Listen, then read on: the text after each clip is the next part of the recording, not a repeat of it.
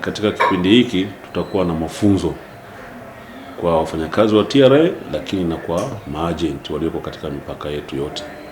Ila kwa kuanzia tutafundisha katika mipaka mikubwa kwa maana ya Mtukula, Rusumo, Kabanga pamoja na Bukoba Port. Kuna mabadiliko mengi sana katika sheria za mwaka huu wa fedha.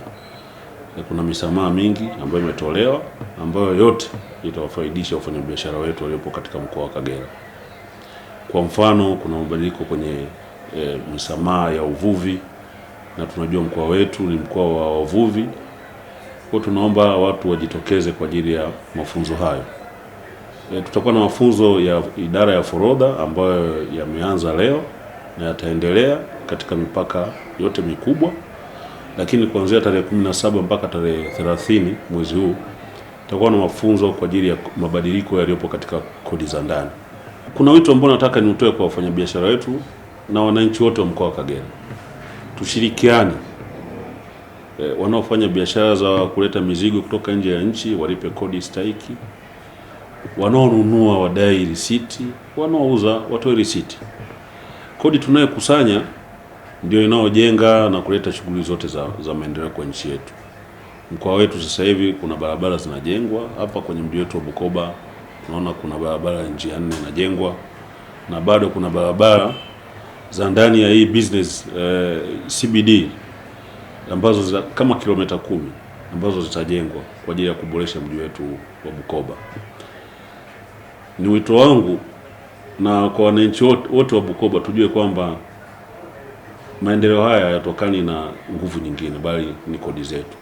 Kwa hiyo kwa pamoja tunavyoshirikiana ndivyo tunavyojenga nchi yetu. Naitwa Hassan Minga, ni afisa mfawidhi wa forodha mkoa wa Dodoma, ambaye ni mwezeshaji wa mafunzo ya mabadiliko ya sheria za kodi inayotokana na sheria ya fedha ya mwaka 2026 kama ambavyo ilitangazwa bungeni. Na katika kutekeleza hilo swala la nishati safi, serikali imetoa msamaha wa kodi ya ongezeko la thamani kwenye zile charging station kwa ajili ya magari ya umeme, ili kwa wale ambao watakuwa na leseni za EWURA kwa ajili ya vituo vya kuchajia magari ya umeme, basi wanapoleta vifaa vya kuchajia kwa maana ya zile charging station watakuwa wanapata msamaha kwa mujibu wa sheria ya fedha ya mwaka 2026. Lakini pia eneo lingine ambalo tulikuwa tunatoa msisitizo ni eneo la sekta ya uvuvi.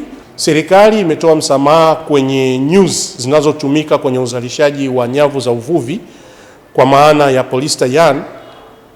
Imetoa msamaha wa kodi ya ongezeko la thamani, lakini pia inaendelea kutoa msamaha wa duty remission kwa wazalishaji wa nyavu hizi wanapoingiza nyuzi hizi hapa nchini.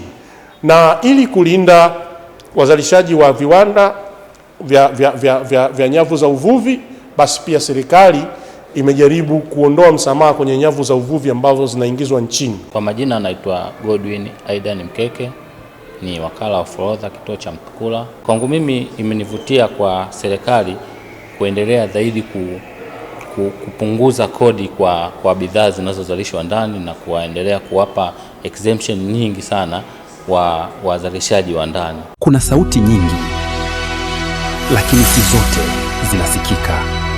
Lakini kuna sehemu moja ambapo kila sauti ina thamani. Hapo ndipo ilipo Global TV, sauti ya wanyonge,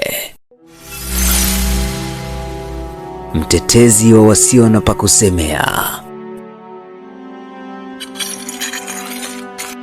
Global TV ni YouTube channel inayopendwa na watu wengi.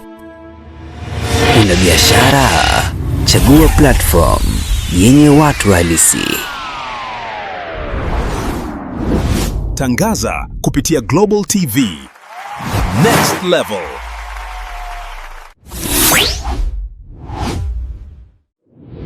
Chukua hatua sasa.